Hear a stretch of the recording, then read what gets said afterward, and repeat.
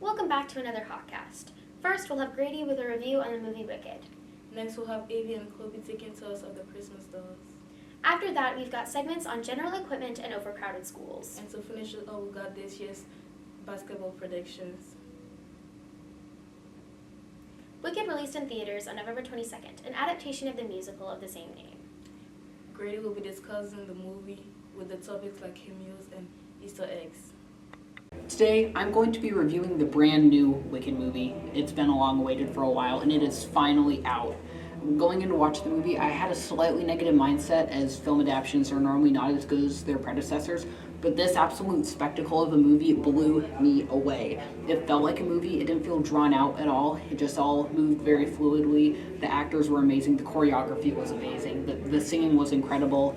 It had cameos for both Idina Menzel and Kristen Chenoweth, and they were the leads in the original Broadway show, so it was nice to see that come full circle. Also, there was plenty of Easter eggs for the die-hard Oz fans. Like, there was Professor Mombi as the head of biology, which is a reference to the Marvelous Land of Oz book. Up next, we'll have an interview with an employee at a General Equipment from London. He interviewed the VP of People and Culture, Sarah Frith, and helped us get an insight on job requirements at General and her advice for teenagers hoping to enter the med field. Hello, my name is Landon, and today we're going to be asking someone from General Equipment some questions. First, what's your name and your role in this company? My name is Sarah Frith, and I'm the VP of People and Culture at General Equipment and Supplies. Sounds interesting. So what kind of education do you have that would help you with this job?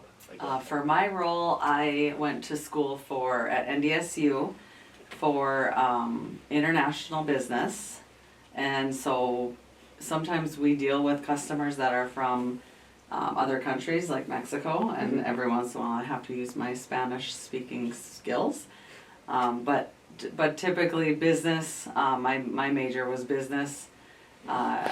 I had business with the international studies minor. So what would the requirements be to have like a full-time job like in this office? The requirements for this depends on the position. We have quite a few different positions within this company.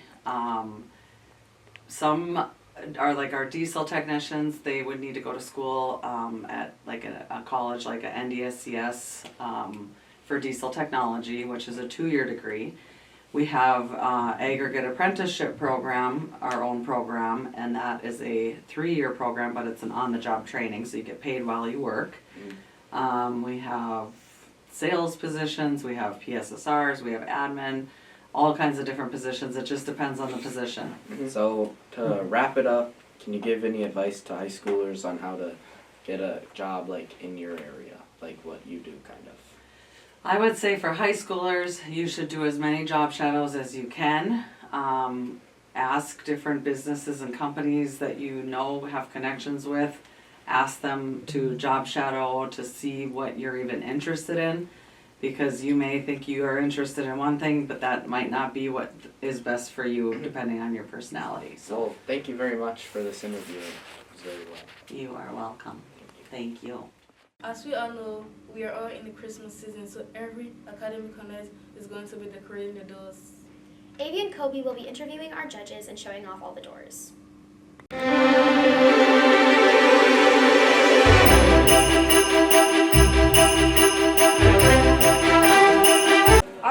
Hi, I'm Ms. Shively, and I'm one of the school counselors here at Horace.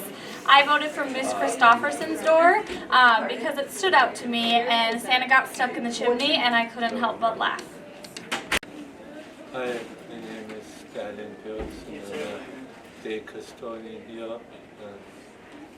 My favorite door decorating is Jen Christofferson.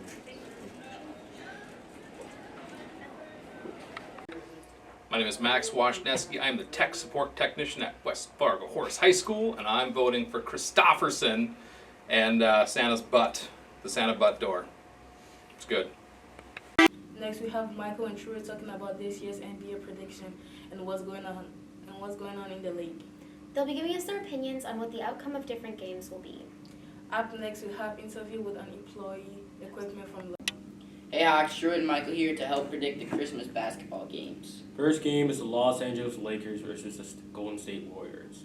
This is a difficult matchup since both teams are good at the start of the year, but the two-way presence that is Anthony Davis as LeBron's co-star should be the difference maker. So give me the Lakers. Next up, Spurs and Knicks.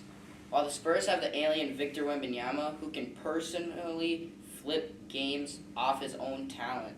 However, the overall skill set of Brunson, Towns, and Anunoby should let the Knicks easily win this game. Speaking of Towns, his old team, the Timberwolves, have a conference finals rematch against Luka Doncic.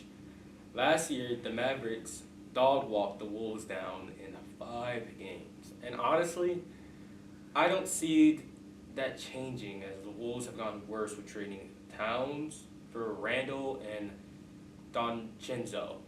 But the Mavericks look to keep pace, as they should win this handedly. Speaking of rivalries, the 76ers play the reigning champ, Boston Celtics.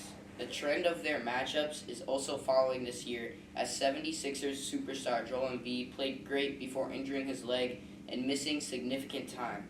However, the Celtics have stayed dominant with their all-star starting five killing every night. And with significant bench help, they should win this by double digits easy.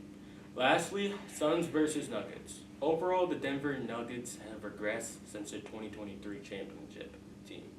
But they still have the best player in the world in his prime, Jokic. And that can't be said for Kevin Durant of the Suns. Nuggets have beat them before, and they'll keep pace on Christmas and win. Now Caleb will be discussing the issue of overcrowding in schools. He will be using one of our own classrooms at the Horace High School as an example belonging to Ms. Carlson.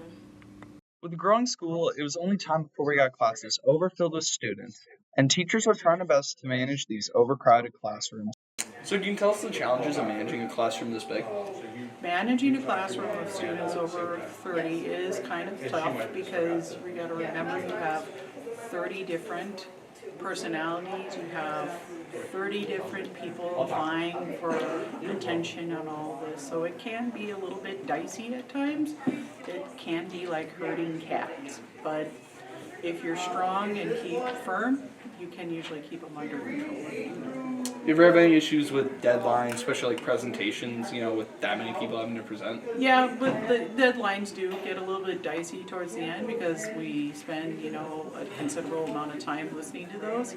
But if the assignment's important and if we have to go over, good teacher's going to be able to adapt to those situations and such.